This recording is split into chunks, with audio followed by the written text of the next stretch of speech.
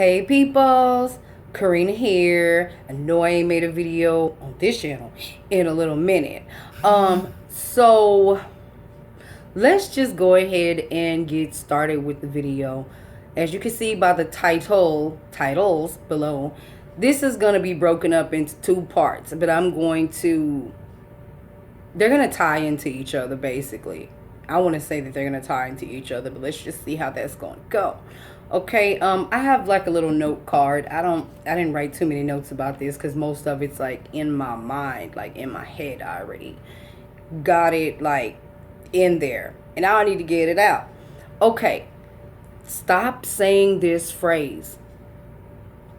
If you are expecting God to do something in your life, stop saying this phrase, because what you're indirectly doing is being double-minded.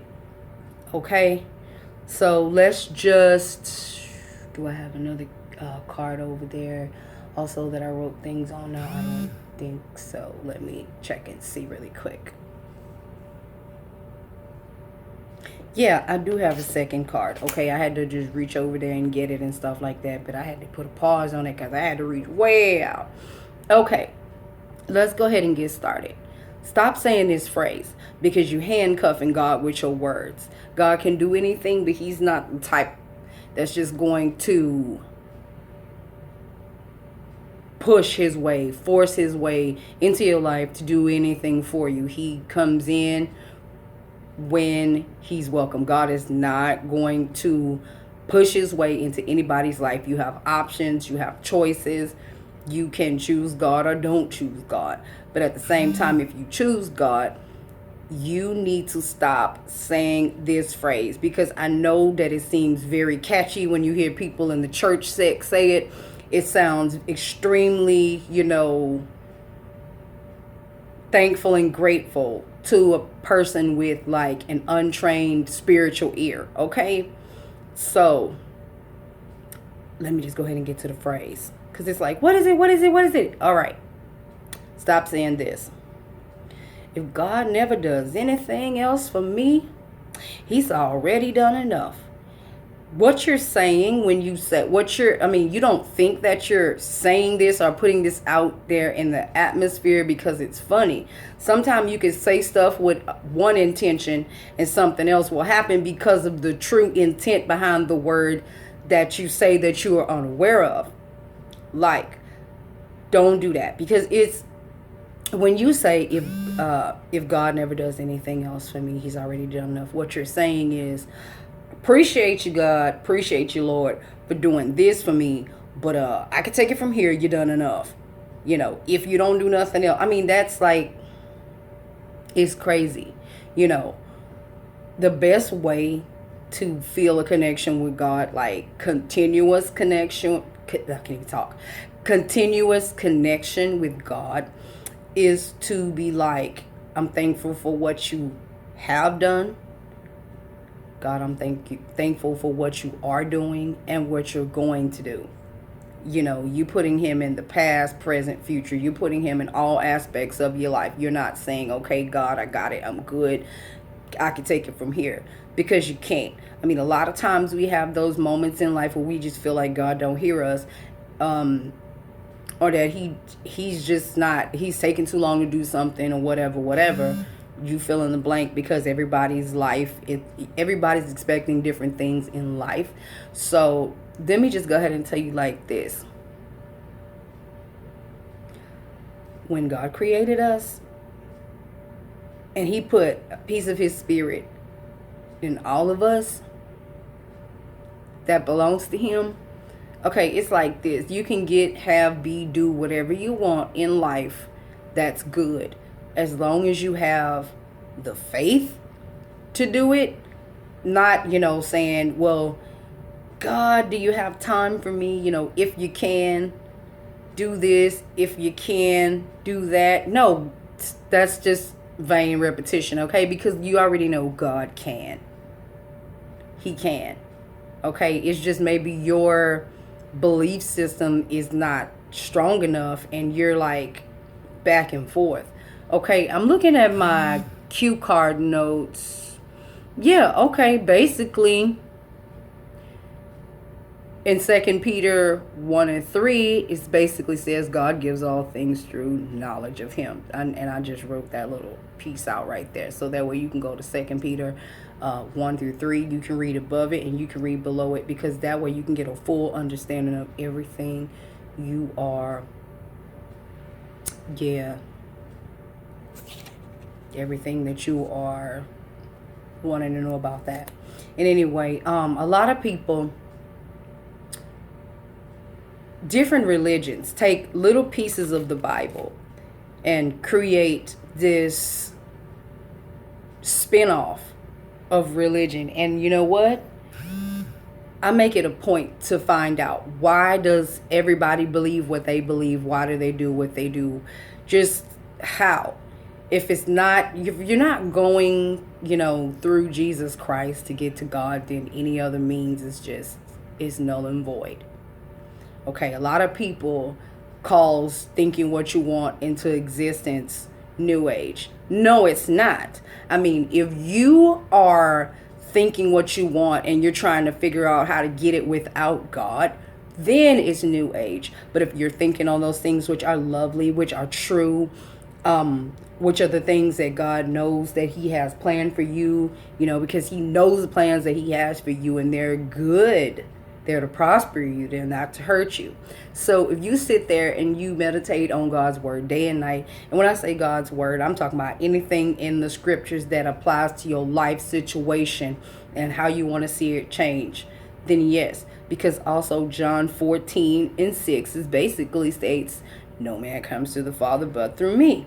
So as long as what you're asking for, you asking for it, as long as what you're asking for it coming through Jesus to get to the Father, then, you're good. And sometimes God will say yes. Sometimes He might say no, because, maybe you're not just ready in a particular time that you're ready for. So yeah, I've looked at my note cards and everything, and I do believe that I've said pretty much what I wanted to say. But okay, looking at this again, okay,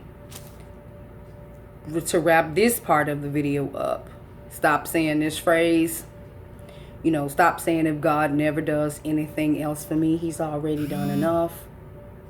Stop saying that, because what you're doing is you're going to prolong the blessings God has for you, because He's going to sit back and, let you try to do it on your own, because you basically indirectly told Him you don't need Him, even though it sounds good and lovely and everything. Because from my personal experience, whenever I was saying that phrase, it seemed like nothing was coming from God. Nothing. No matter how hard you try to go out there and do something, if you say, if you don't do nothing else for me, you done did enough. You done did enough. That's enough. Don't say that, because God He wakes you up every day, and He has a different blessing for you in store at the proper time, where He knows that you can receive it if you've asked for it. Sometimes things take a little longer because you ain't ready to receive it, or you don't understand what you asked for. So basically, let me go ahead and say this here also.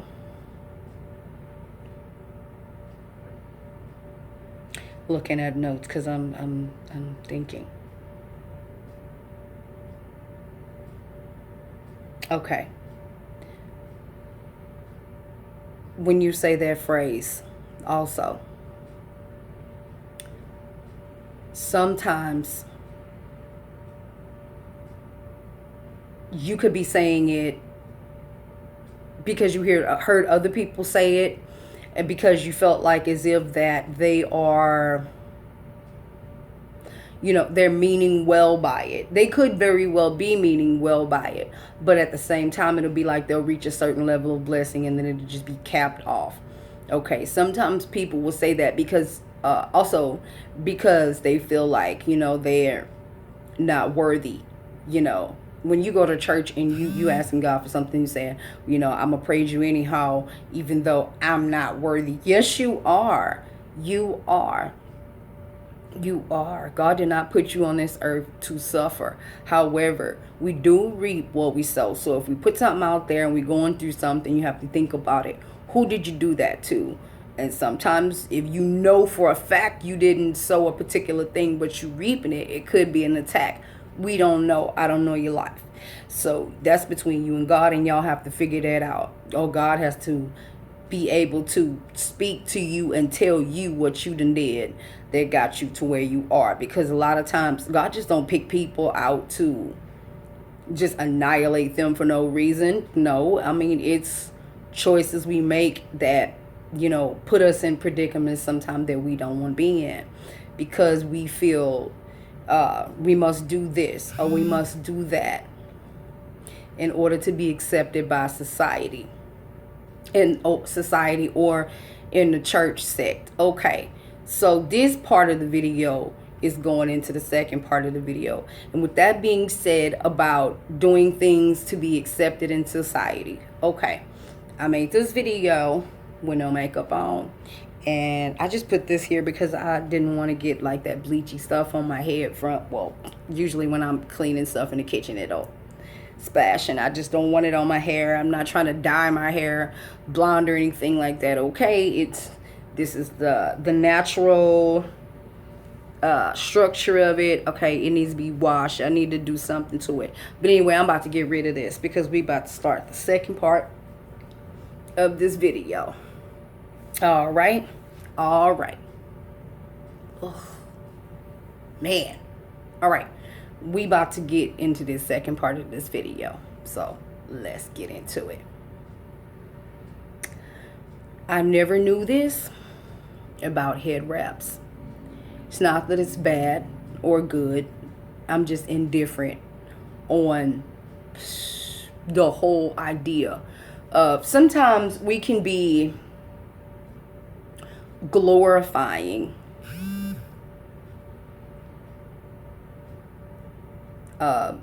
self-shame, like body shaming. We could be glorifying abuse. This comes from slavery. Okay, so don't come at me, don't come after me. Well, I don't really care if you do or you don't. That's your business. Maybe you feel like you stuck in an area where you think that God told me to wrap my head. No, sweetie. No, baby. No, hunty. Head wrapping came from, okay, for black women, a lot of black women that wear it, they're not African, or if they are, look, the origin of head wrapping.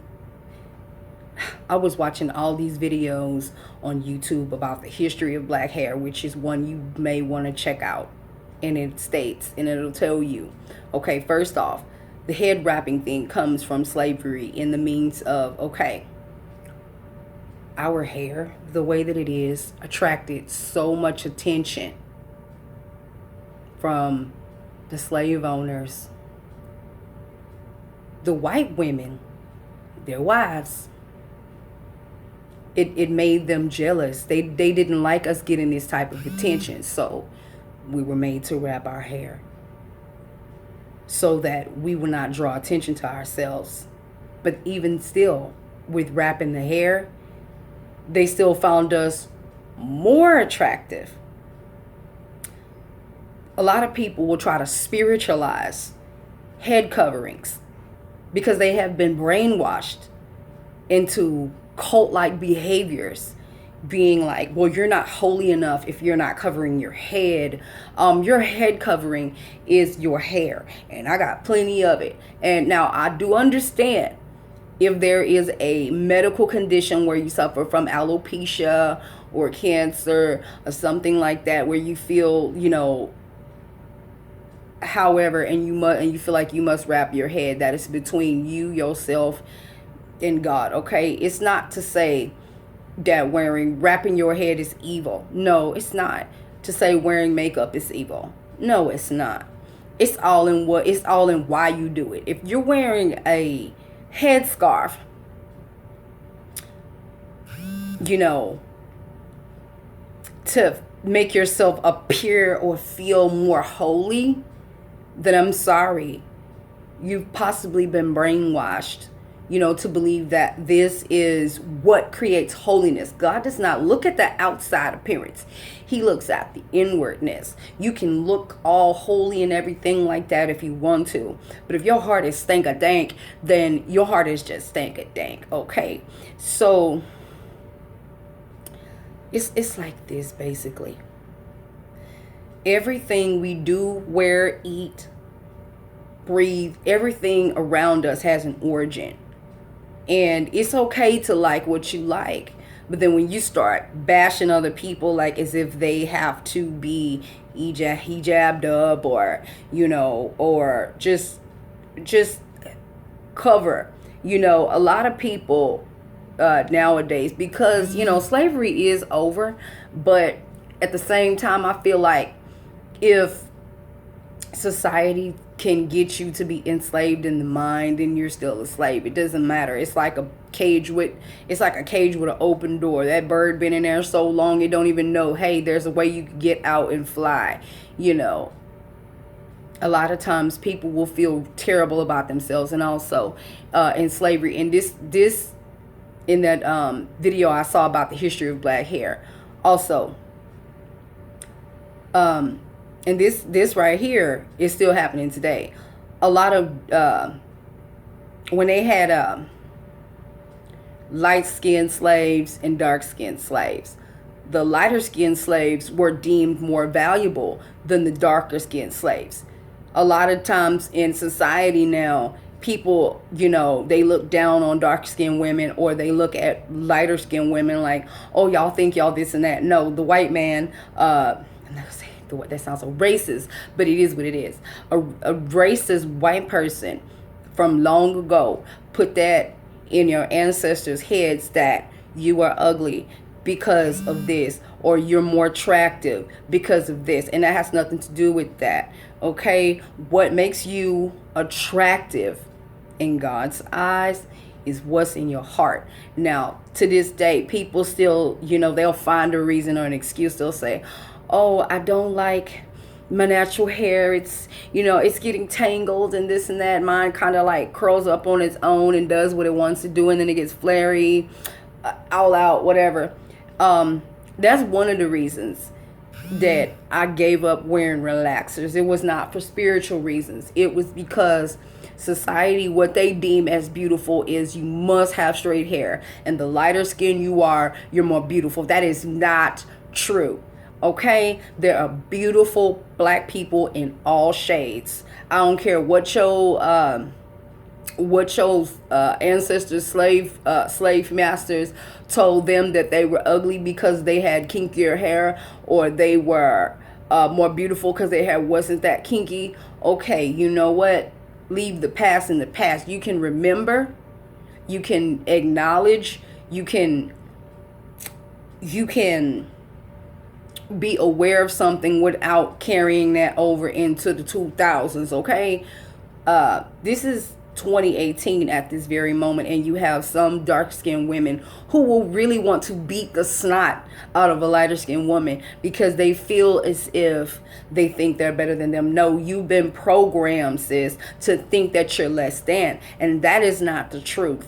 Okay, this race war stuff between black on black people, they need to stop that. Okay, at one point where I work, I was feeling like, oh, okay, because I look around and everyone around me was white, that I felt inadequate. So I understand the inadequacy that a darker skinned person might feel sometime when they get around maybe some white people or maybe some lighter skinned blacks. And you know what? If the people you're seeing today did not make comments on your hair texture or your skin tone, then just, stop looking for that. If you look at yourself as inadequate, people gonna treat you like you inadequate. And you know what? It took some time for me to say, you know what? Because when my hair was straighter, I can walk into any job, get what I wanted. But then when they see the curls, or quite naturally, I don't go to work like this. I mean, I either have 2 braids or I'll have an afro puff at the top or afro puff at the bottom. I mean, no matter what, we can be black and proud, and you know, but when you sometimes when you say it loud, you gonna be saying it loud, you know, to your detriment. Okay, everybody can see that you're black. Just be who you are, you know. And it took me some time because I've never been in a arena where I felt like I was less than because I was black, until I started, you know, moving around in society and going different places. You know, it doesn't matter. I'm going to just tell you, some people, when they see light skinned blacks or dark skinned blacks, they see only one thing: you're black. Okay? And then after they see that, they want to hear what's coming out of your mouth. They want to see what is your character, what is your this, that, or whatnot.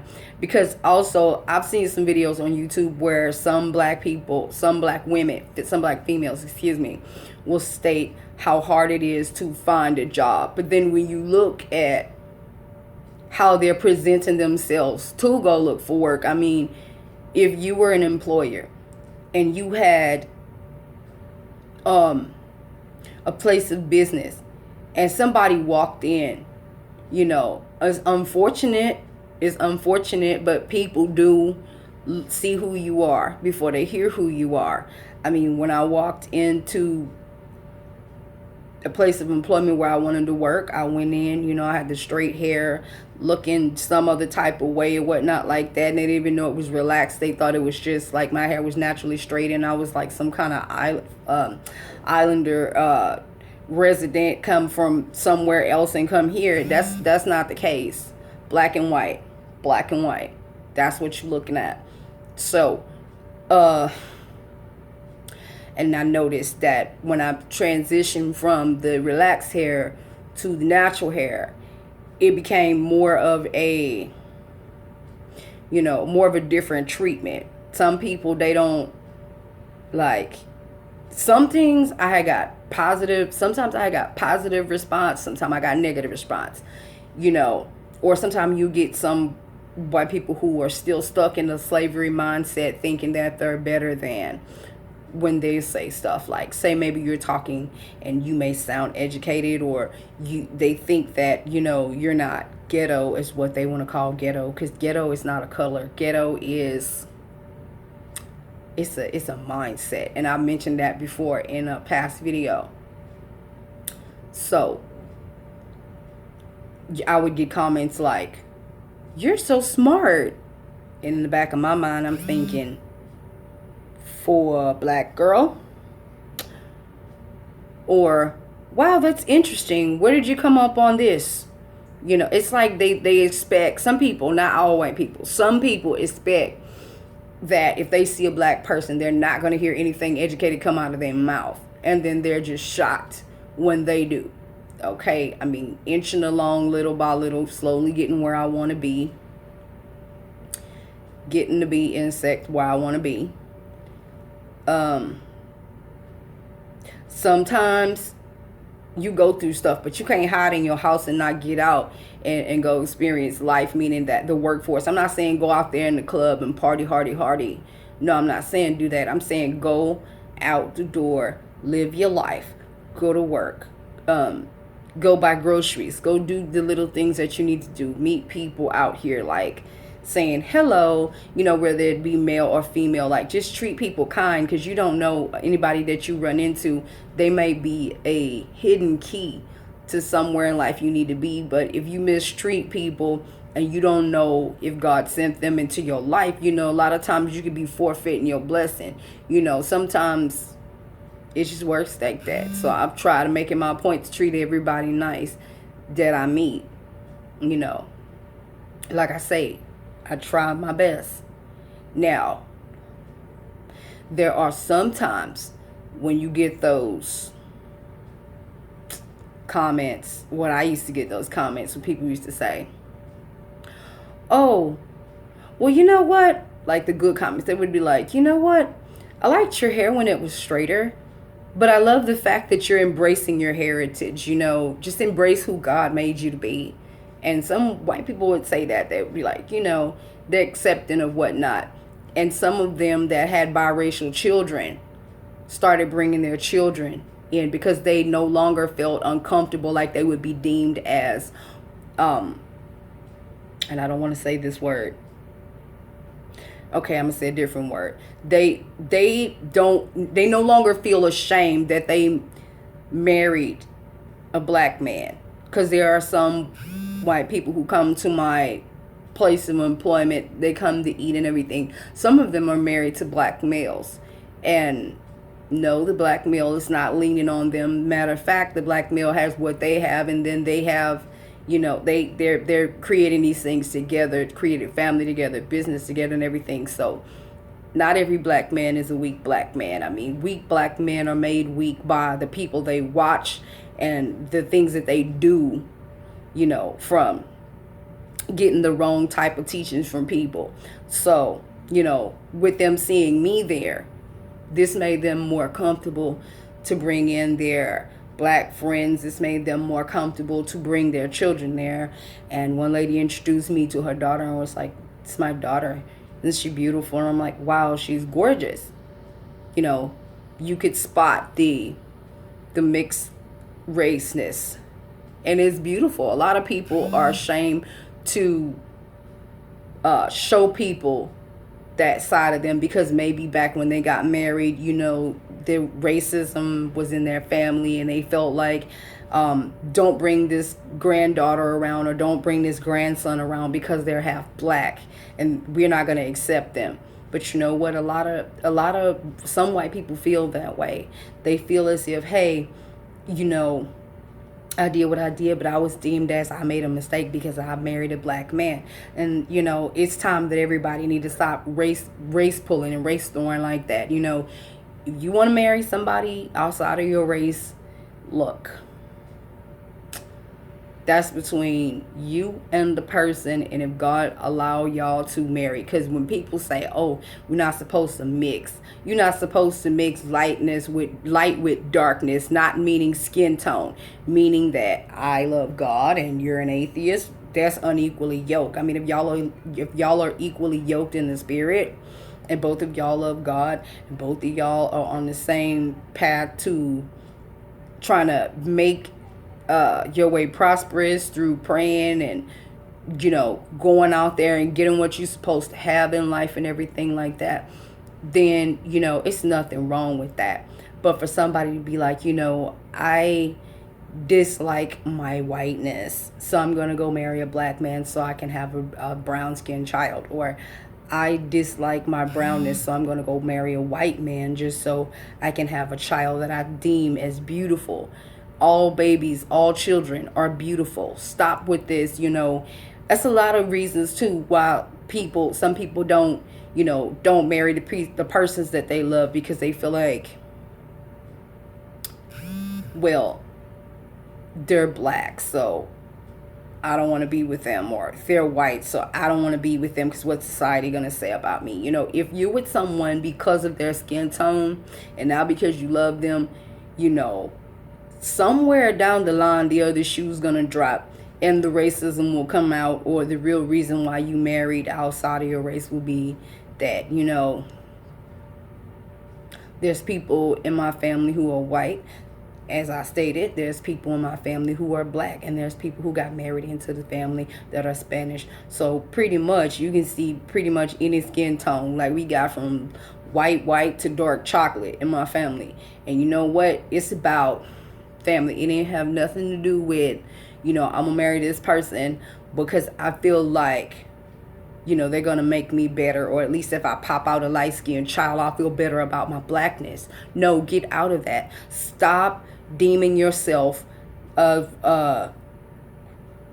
with a slavery mindset, stating that I'm not beautiful, or my hair is not what I want it to be, so I'm gonna wrap it with a scarf so people don't know.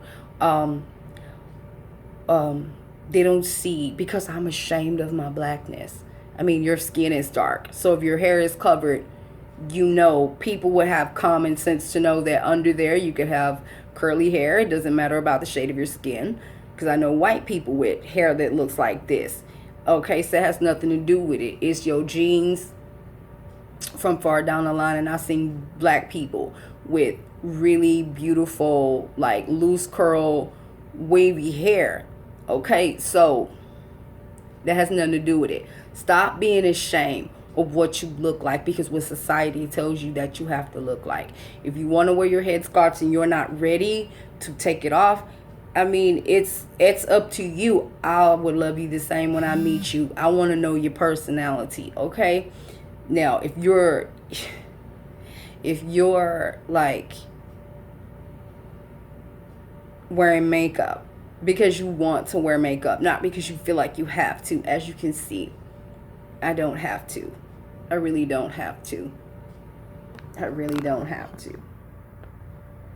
But I do this because I want to. So I'm gonna go ahead and pretty much end this video right here. Let you know. Stop saying phrases that handcuff God, and then stop adopting slavery mindset. And also go check out that video, History of Black Hair. It's on YouTube. And also after that, you will catch a slew more of videos, because I want to know what's going on and why do we think the way that we think. Why do we feel the way that we feel? I'm looking at the time, and also I need to go check on that chicken. So I'll be talking to y'all soon.